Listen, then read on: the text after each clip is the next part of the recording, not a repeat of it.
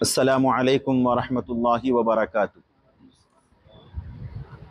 अल्हम्दुलिल्लाहिल्लज़ी Kaffa वस्सलातु वस्सलामु अला हबीबिहिल मुस्तफ़ा व अला आलिहि व अस्हाबिहि तुक़ा अम्मा बअद फ़अऊज़ु बिल्लाहि मिनश शैतानिर रजीम। इन्नल्लाहा व मलाइकतहु युसल्लूना अलन नबी या अय्युहल्लज़ीना आमनू सल्लु अलैहि व सल्लिमू तस्लीमा। अल्लाहुम्मा सल्लि अला सय्यिदिना मुहम्मदिन व अला आलिहि व अस्हाबिहि अफ़ज़ल सलावातिका व अदद मालूमातिका व बारिक व सल्लिम। हाज़िरीन मुहतरम व सामईन मुकर्रम, उलमाए निज़ामिया ऑर्गेनाइजेशन हैदराबाद दक्कन अल हिंद की ये खुसूसी नशिस्त मादर इल्मिया जामिया निज़ामिया के अकाबिर बुज़ुर्गान दीन के तज़किरा व ख़िदमात पर मुश्तमिल है। खुसूसन हमारे वो असलाफ़ व अकाबिर जो जामिया निज़ामिया के शेख़ुल जामिया के मनसब जलीला पर फ़ाइज़ रहे। इंशाअल्लाहुल अज़ीज़ सिलसिलेवार जामिया निज़ामिया के जो शेख़ुल जामिया के मनसब पर मुतमक्किन रहकर अपनी गिरां क़द्र इल्मी व रूहानी व मिल्ली ख़िदमात को पेश किया, उनकी हयात व ख़िदमात को पेश करने की सआदत हासिल की जा रही है ताकि नस्ल नौ उनकी ख़िदमात से वाकिफ़ होकर अपनी इल्मी हयात में इनक़िलाब बर्पा करें, क्योंकि अपने असलाफ़ के अक़दार व किरदार और ख़िदमात को याद रखना और उसको मशअल राह बनाना ज़िंदा कौमों की अलामत व पहचान है। कुरान करीम भी हमें इसी की जानिब इशारा फरमाता है। अल्लाह रब्बुल इज़्ज़त का इरशाद है, लक़द कान फ़ी क़ससिहिम इबरतुल लिउलिल अलबाब, कि ऐ अक़ल रखने वालों, उनके वाक़यात में तुम्हारे लिए इबरत का बहुत बड़ा सामान है, क्योंकि उलमा में किरदार साज़ी उन्हीं बुज़ुर्गों की सीरत से मुमकिन है। आज मेरी गुफ्तगू का उन्वान हज़रत अल्लामा मुफ्ती अब्दुल हमीद सिद्दीक़ी रहमतुल्लाह अलैह शेख़ुल जामिया सुब्बम आपके हयात व ख़िदमात हैं। अमीर मिल्लत इस्लामिया, जामिअ उलूम दीनिया, साहिब मनासिब जलीला, कातिब कुतुब नाफ़िआ, पैकर सुन्नत नबविया, मुस्लिह उम्मत मोहम्मदिया, साहिब आराए सदीदा, हज़रत अल्लामा मुफ्ती अब्दुल हमीद सिद्दीक़ी रहमतुल्लाह अलैह। आपका सिलसिला नसब अफ़ज़लुल बशर बअदल अंबिया हज़रत सय्यदुना सिद्दीक़ अकबर रज़ियल्लाहु ताला अन्हु से जा मिलता है। इसी बिना पर आपको सिद्दीक़ी कहा जाता है। आपके जद्द अमजद अफ़गानिस्तान से तशरीफ़ लाए, श्रीरंगापट्टनम व शाहनूर से होते हुए सरज़मीन दक्कन के ज़िला बिदर में इक़ामत पज़ीर हुए। आपकी विलादत हैदराबाद दक्कन के मशहूर महल्ला मुग़लपुरा में सन 1906 ईस्वी मुताबिक 1323 हिजरी में हुई। आपने इब्तिदाई तालीम अपने वालिद बुजुर्गवार और चचा मोहतरम से हासिल की।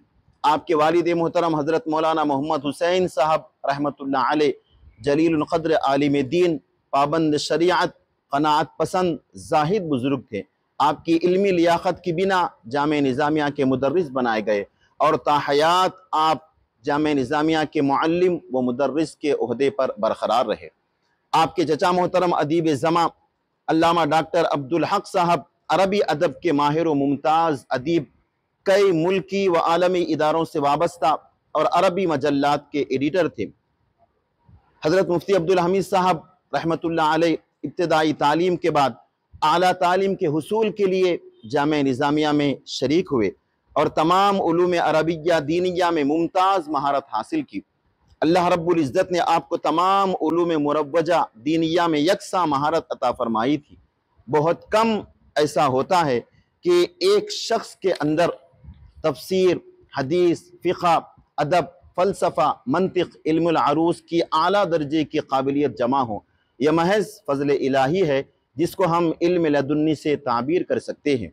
आपने बाज़ाब्ता मनसब इफ्ता पर बैठ कर फ़तवा नवीसी तो नहीं की, लेकिन जामिया निज़ामिया के दारुल इफ्ता से कोई फ़तवा आपकी दस्तखत व क़बूलियत के बग़ैर जारी नहीं किया जाता था। इसीलिए लक़ब मुफ्ती से आप मशहूर हुए। हालांकि मुफ्ती कोई सनद या डिग्री नहीं बल्कि एक ओहदा है। आपका उसलूब तदरीस, हज़रत मुफ्ती अब्दुल हमीद साहब रहमतुल्लाह अलैह का उसलूब तदरीस निहायत जामे और दिलनशीन हुआ करता था। आपका दर्स फ़न के तमाम अतराफ़ व जवानिब पर हावी और तमाम मबाहिस व मानी का इहाता किए हुए होता था। आपको फ़न के तमाम मसादिर व मराजे पर ऐसा इस्तेज़ार था कि कभी मुराजाअत की ज़रूरत ही पेश ना आती थी। ये आपके क़ुव्वत हाफ़िज़ा की दलील है। आपके दर्स में हाजिर होने वाले तालिब इल्म को मज़ीद किसी शरह की हाजत पेश नहीं आती थी। दौरान दर्स फ़न के दक़ीक़ से दक़ीक़ मसले को मुख्तसर जुमलों और मिसालों से हल फरमा दिया करते थे। खुसूसन अहादीस शरीफा में तदबीक़ मज़ाहिब अरबा यानी हनफी, मालिकी, हम्बली, शाफ़ई के दलाइल और मज़हब हनफी की वजूह तरजीह की मारिफत में आपका कोई हमसर न था। बड़ी बड़ी बड़ी उम्महातुल कुतुब आप बग़ैर देखे ज़ुबानी पढ़ाया करते थे। इससे आपकी क़ुव्वत हाफ़िज़ा और इस्तेहज़ार इल्म का पता चलता है। अरबी ज़ुबान के आप न सिर्फ शायर थे बल्कि इल्मुल अरूज़ में यदे तूला रखते थे। आपके फ़न शेर की बारीकियों पर कैसी गहरी नज़र थी, इसके मुताल्लिक़ आलिम रब्बानी, सूफ़ी बासफ़ा, शायर जलील हज़रत अल्लामा सैयद शाह ताहिर रज़वी अल क़ादरी साहब क़िबला रहमतुल्लाह अलैह साबिक़ शेख़ुल जामिया व सदरुश्शूख़ जामिया निज़ामिया रक़म तराज़ हैं। आप फरमाते हैं, मैंने जब भी अपने अरबी अशार व क़साइद लिख कर वक्त के मशहूर शुआरा, उदबा, उलमा पर पेश करता तो सभी कहते कि ताहिर रज़वी इन अशार में नज़र सानी की कोई ज़रूरत नहीं, फ़न्नी एतबार से इसमें कोई सुख़म नहीं है। लेकिन जब मुफ्ती अब्दुल हमीद साहब क़िबला रहमतुल्लाह अलैह मुलाहिज़ा फरमाते तो बिला तकल्लुफ़ शेर के अल्फाज, मानी, वज़न, काफ़िया और क़वाइद शेर की दक़ीक़ अख्ता पर मुत्तले फरमाते, जिससे आपके अरबी अदब के ज़ौक़ और फ़न शेर पर महारत का पता चलता है। आपके लायक व फायक तलामिज़ा जो अपने वक्त के आला मनासिब पर फाइज थे, कहते हैं कि हमने हज़रत पर कोई भी इल्मी, रूहानी, मुआशरती मसला जो दिगर से हल ना होता था, जब भी हम उस मसले को हज़रत पर पेश करते तो आप चुटकियों में उस मसले को हल फरमा दिया करते थे। उसके आप मजबूत इसके ज़रिए आपके मजबूत इल्मी रूहानी अहवाल का पता चलता है। ताबीर ख्वाब में आपको अल्लाह रब्बुल इज़्ज़त ने वाफ़र हिस्सा अता फरमाया था। आपकी मिल्ली व इल्मी खिदमात और मनासिब जलीला के मुतालिक कुछ समात फरमाइए। आपके जो बड़े बड़े ओहदे हैं, मनासिब जलीला है, उनमें से सबसे पहला नंबर 1 शेखुल जामिया का ओहदा है। जामिया निज़ामिया के मनसब जलीला पर फाइज आप शेखुल जामिया, जामिया निज़ामिया के मनसब जलीला पर आप फाइज रहे और तारीख़ जामिया निज़ामिया के तीसरे शेखुल जामिया और जामिया के जब आप शेखुल जामिया बने तो जामिया निज़ामिया के इल्मी सतह को आपने बुलंद फरमाया, मालिया को मुस्तहकम फरमाया और ताहयात मनसब शेखुल जामिया पर फाइज रहे। इससे आपके मादर इल्मिया से मोहब्बत का पता चलता है। नंबर 2 मजलिस उलमाए दक्कन, मुस्लिम पर्सनल लॉ बोर्ड और मजलिस इह्याउल मारिफ अन्नुअमानिया के रुकन मुअज़्ज़ज़ रहे।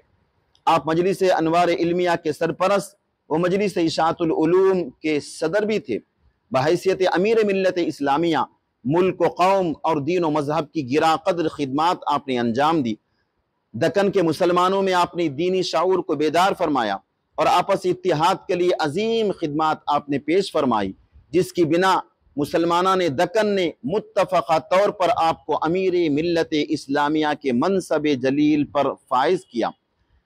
इस तरह आप तारीख़ दक्कन के पहले अमीर मिल्लत इस्लामिया हैं। इसी बिना पर हज़रत सुल्तान मोहिउद्दीन साहब क़िबला जो आपके अरशद तलामिज़ा में शामिल होते हैं, आपने अपनी किताब मजमुअतुल मक़ालातिल अरबिय्या अस्सामिया में आपको एक तशबीह से आपकी इल्मी खिदमात को पेश किया। आप फरमाते हैं, वकान शेख अल मुफ्ती कल मुफ्ती मोहम्मद अब्दू। हमारे उस्ताद हज़रत मुफ्ती अब्दुल हमीद साहब की मिसाल मुफ्ती मोहम्मद अब्दू की है। मुफ्ती मोहम्मद अब्दू के बारे में सब जानते हैं कि मिस्र में उन्होंने एक इनक़िलाब इल्मी रूहानी बर्पा किया, तो हज़रत मुफ्ती अब्दुल हमीद साहब को उन्होंने मुफ्ती मोहम्मद अब्दू से तशबीह दी है। आपकी इल्मी खिदमात, आपकी तहरीर, तदरीस, तकरीर निहायत पुरमग़ज़ व पुर असर थी। हालात हाज़िरा के पेश नज़र आपने बहुत सी इल्मी मज़ामीन, मक़ालात, रसाइल व कुतुब को तहरीर फरमाया, जिसमें से बाज़ मतबूआ और बाज़ गैर मतबूआ है। आपके चंद मतबूआ रसाइल और कुतुब मुख्तसर अंदाज में आप समात फरमाइए।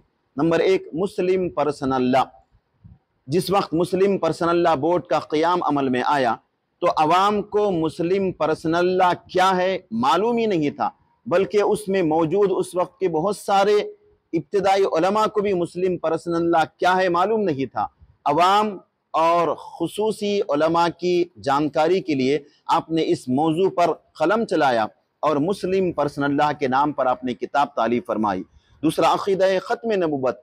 जब शहर हैदराबाद में ख़त्म नबुव्वत पर हमला होने लगा, दीगर बातिल मज़ाहिब के लोग आकर ख़त्म नबुव्वत में तशकीक डाल रहे थे तो आपने अक़ीदा ख़त्म नबुव्वत तहरीर फरमाया। हक़ीक़त फ़ातिहा व इस्तिआनत बिल औलिया, अक़ीदा अहले सुन्नत व जमात में से एक अक़ीदा इस्तिमदाद बिल औलिया का है। और हमारे दक्कन में बाद नमाज असर व बाद नमाज फजर दुआ के बाद फातिहा खानी होती है। जब इस पर एतराज़ किया गया तो आपने फातिहा की हकीकत क्या है और इस्तिआनत बिल औलिया के क्या माने हैं, उस ज़िमन में आपने किताब तहरीर फरमाई जिसका नाम हकीकत फातिहा व इस्तिआनत बिल औलिया रखा। इस्लाम में ज़कात का निज़ाम, बड़े बड़े लोग उस वक्त के उमारा, बड़े बड़े नवाब लोग ज़कात निकालने से अपने लाइल्मी की वजह से खासिर थे, अपने माल की सही ज़कात नहीं निकालते थे और उसकी अहमियत भी उनके पास नहीं थी। तो आपने ज़कात की इस्लाम में क्या अहमियत है और ज़कात का मुनकिर उसका क्या हुक्म है और जानबूझकर ज़कात अदा ना करने वाले का क्या हुक्म है, आपने तफसील से इस किताब में गुफ्तगू फरमाई।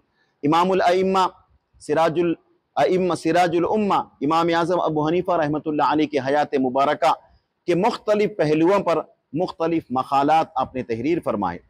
किताब रिसालतुस्सियाम अलल मज़ाहिबिल अर्बा का आपने उर्दू तर्जमा फरमाया। तसव्वुफ़ व एहसान पर एक जामे मक़ाला आपने तहरीर फरमाया और इसी तरह क़ल्ब सलीम के मौजू पर मारिफत से भरपूर आपने एक मक़ाला तहरीर फरमाया। ये दो मक़ाले हर साहिब तसव्वुफ़ को ज़रूर पढ़ना चाहिए। तसव्वुफ़ व एहसान पर एक जामे मक़ाला और क़ल्ब सलीम के मौजू पर ये दो मक़ाले हर साहिब तरीक़त को ज़रूर पढ़ना चाहिए। उसके बाद बहुत सारे नाती और मदहिया अशार, अरबी अशार आपके रशात क़लम के आयनादार हैं। आपके रसाइल व कुतुब देखने से मालूम होता है कि मिल्लत इस्लामिया की ज़रूरत और मसाइल में इख्तिलाफ के वक्त आपका कलम चलता, तालीफ़ात कुतुब आपका मिजाज न था, वरना एक अजीम ज़ख़ीरा कुतुब के आप मुअल्लिफ़ व मुसन्निफ़ होते। आपका महबूब मशगला तदरीस और मिल्ली मसाइल का हल था, इस बिना पर आपको अमीर मिल्लत इस्लामिया कहा गया।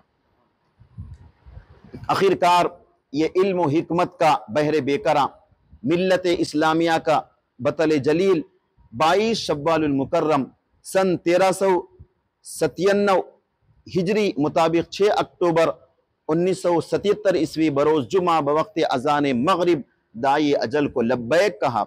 बाद नमाज जुमा तारीख़ी मक्का मस्जिद में नमाज जनाजा आपकी अदा की गई और किला गोलकुंडा के करीब लंगर हाउस के मकबरे बेदार शाह में आपको सुपुर्दे लहद किया गया।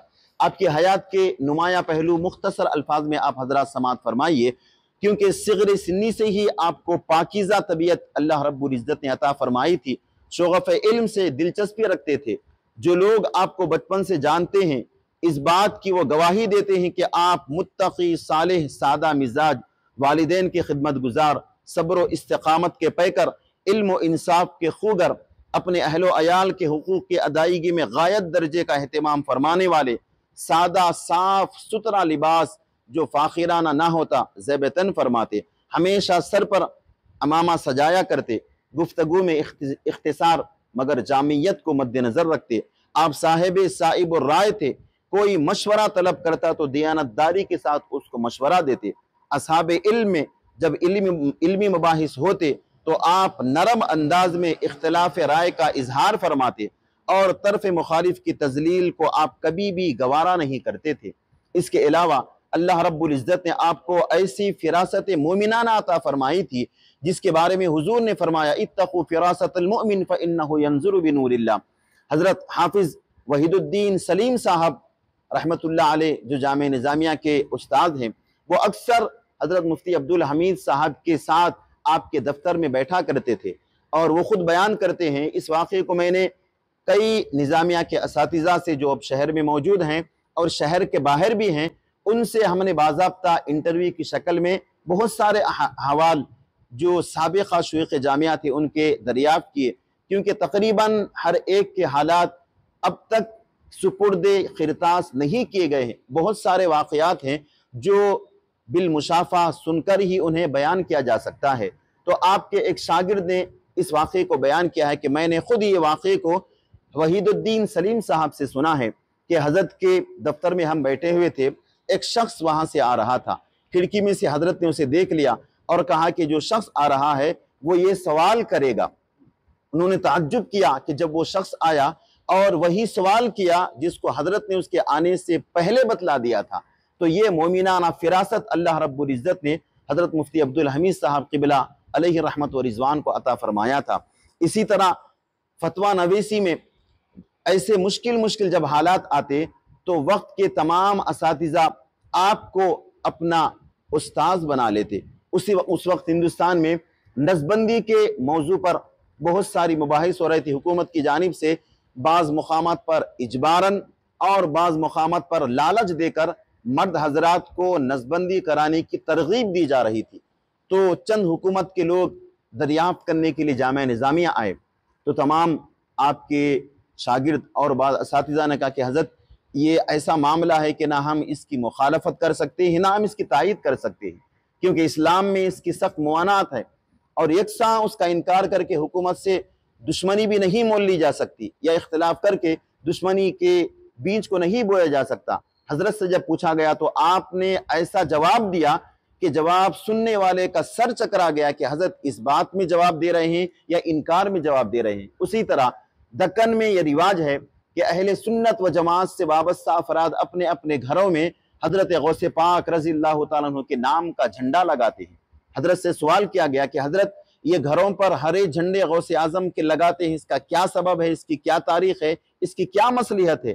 तो हजरत ने फरमाया कि देखो बाबा, कुतुब शाही दौर में राफजियों का दक्कन के इलाके में गलबा हो गया था, जिसकी वजह से सुन्नी हजरात अपनी पहचान के लिए अपने अपने घरों पर हजरत गौसे आजम का झंडा इस्तादा किया करते, बुलंद किया करते, ताकि सुन्नी और राफजी में तमीज़ हो सके। तो उसके बाद आपसे सवाल किया गया कि अब मौजूदा दौर में उसका क्या हुक्म है? तो आपने फरमाया आज भी ये दुरुस्त व जायज़ है, बशर्ते के कोई गैर शरई उमूर माने न हो।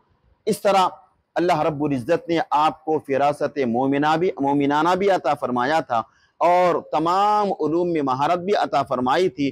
खुसूसन ख्वाब की ताबीर में आपको अल्लाह रब्बुल इज़्ज़त ने यद तुला अता फरमाया था।